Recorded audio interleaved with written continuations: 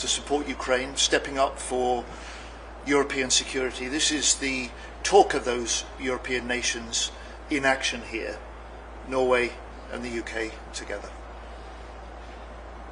Okay, so then we'll have a question from the NRK. Norwegian Broadcasting. Minister Healey, it has always been a deep relationship between Norway and Great Britain.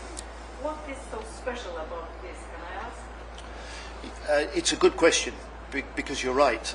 I mentioned the British Army commandos and Marines that have exercised here with your Norwegian forces for 50 years. What's happening there is a sign of what's happening across the military. So moving from exercises to joint training to missions that we may be ready to conduct together. Maritime, our navies, not just becoming increasingly interoperable, but potentially interchangeable, setting new standards for other navies, particularly as we look at the threats in the High North. And our industries, capable of doing so much more together, and we will in the future. And finally, one of the reasons that I wanted to join Tore here in Norway was also to remind people that we look at the Russian war in Ukraine, but Russia remains a threat beyond Ukraine, and Russia's aggression is not confined to Ukraine, and we have to meet that challenge and confront that together. Thank you. You always said you want to strengthen NATO. How come? Yeah. To strengthen NATO, first of all, we have to support Ukraine. Our freedom, Europe's freedom and security lies now in Ukraine. That's the first thing. Second, we acknowledge that Europe has to step up. We have to do more for our own security.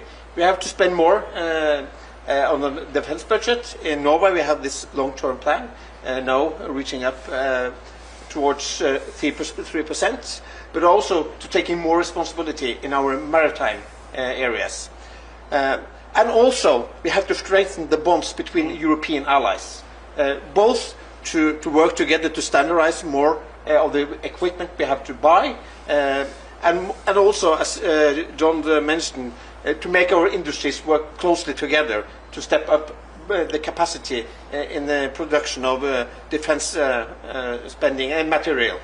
So this is the most important part of strengthening NATO. But Europe has to step up. But we also need to say that US is still an important part of this.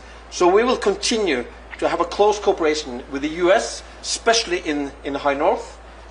This is the security guarantee goes either way. It's important for the US. It's important for US own security that we are the ears and the eyes in the High North for NATO. And it's of course important for us the security guarantee that US gives us through NATO.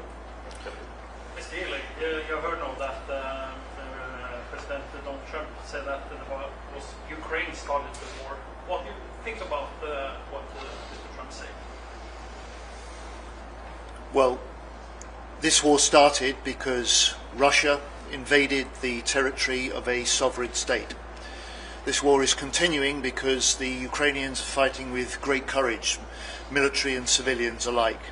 And this war could be ended today if President Putin withdrew his troops from Ukraine. We all want to see an end to the fighting. We all want to see a durable peace. We all recognise that peace must come through strength. President Trump has said that. President Zelensky has said that. And our special job as defence ministers is to continue to support Ukraine in the fight. We've been two European nations providing strong military help to Ukraine. We will continue to do that, and we will step that up, and part of our discussions have been today about how we do so. And we are ready in the UK also to play a part if we get to a point where the fighting stops and security guarantees are required for the long term, because the one feature of any ceasefire and any peace is that it must not be something that is broken again by Russia re-invading Ukraine. What do you think about the future for NATO now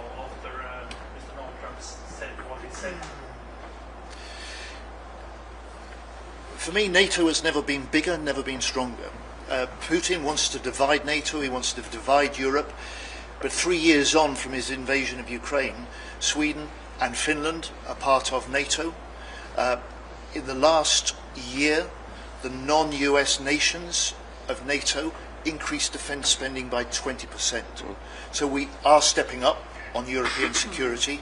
We recognised in the discussions that I chaired earlier this week in NATO that we must do more, and we will.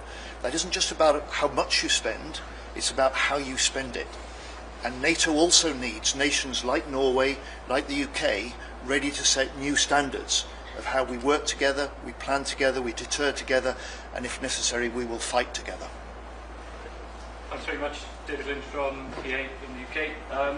This is mainly a question for John Healey. It's another one about Ukraine. So Donald Trump, he first suggested that Ukraine started the war. Then he described Volodymyr Zelensky as a dictator, and he since claimed that Russia holds the cards when it comes to a peace talk. Can we trust that our most powerful ally still has Europe's best security interests at heart? Well, Europe's best security interests and America's best security interests are satisfied by an end to this war in Ukraine and by a strong unified NATO. That's an argument that we are having and have discussed with the Americans and will continue to make. As far as the recent comments go, look, President Putin holds the cards in the sense that he could end the war if he withdrew his troops. He invaded Ukraine, he could end it. But President Zelensky, in my second day in the job as Defence Secretary, I flew to Odessa. I spent the afternoon with President Zelensky, and I saw for myself, first of all, his commitment to his country. This was a man, after all, who told President Biden, when Putin first invaded, I need ammunition, not a taxi. This was a man who stuck in his country, led his country, and still does. He was elected. He's the elected leader of Ukraine, and he's done what Winston Churchill did in Britain in the Second World War, suspended elections while at war. And our job is to stand with the Ukrainians, support the Ukrainians, support them in their fight, and if they choose to talk, support them in the negotiations as well. And I'm a defence minister, and I don't want to see us jeopardising the peace by forgetting the war. Can we still trust President Trump to help us accomplish those goals? It's in President Trump and America's interests that we get a durable peace, as he's argued and pledged to deliver. It's in President Trump's and America's interests that the Euro-Atlantic area is stable, secure, and NATO is strong. Okay, Heino, please. Thank you. Mr. Healey and also Mr. Sandvik, how will you handle the absence of US defense support going forward?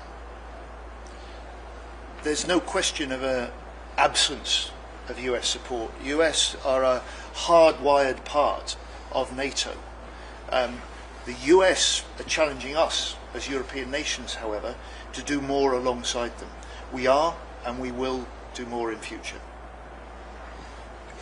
It's mainly the same answer, but also I want to underline that the Russian nuclear capacity at the Kola Peninsula is threatening US.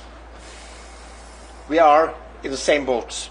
We are doing this defense spending and the surveillance and the ears and the eyes in the high north of NATO together. We have common interests. Okay, Vega. Secretary Healey, your Prime Minister have indicated that the UK might be one of the countries that is setting up a force within Ukraine in case of a peace agreement. But if there is a peace agreement negotiated between only the US and Russia with no Ukrainian participation and no European participation, is it still actual for your foot to send British forces into Ukraine? Well, first of all, there are no negotiations, there are just talks. Any negotiations about Ukraine have to be involved with Ukraine. And in many ways, we're jumping ahead of ourselves. Our Prime Minister has made the commitment that if we reach a ceasefire, we reach an end to the fighting, security guarantees will be needed, and Britain is ready to play a full part in that. And we're leading some of the detailed discussions about what may be needed, but I'm certainly not going to give you any detail that's going to make President Putin the wiser. Fundamentally, though, the war is still being fought. Russia is still bombing, firing on, launching drones, not just on Ukrainian troops, but on Ukrainian cities. The Ukrainians are still fighting, and our job is to support them in that fight, to keep them as strong as they can be when they come to the negotiating table. Support them on the battlefield, support them at the negotiating table when they choose to talk. You were at the defense ministers meeting last week, and you also heard Secretary Hegseth was excluding the possibility for US peacekeeping forces in Ukraine. Is it still actual to have British forces on the ground in Ukraine if there is no American participation? So you're asking me to jump ahead of where we need to go. But we in the UK and the important European nations recognise that we will need to play a leading part in any arrangements if we can reach an end to the fighting and some sort of settlement. We're the ones who have, from day one, been ready to step in and support Ukraine in their fight. We will support them as a peaceful country as they forge their future as well. Thank you so much. We have to stop there, and now we're going on to one-on-one interviews. Okay. Thank you. Thank you. Mr. Healey, could I ask you one question? I think You can ask me one question, and then you're trying your luck here. Hi, nice to meet you. Right, okay. Come on, let's Okay, go. thank you so much.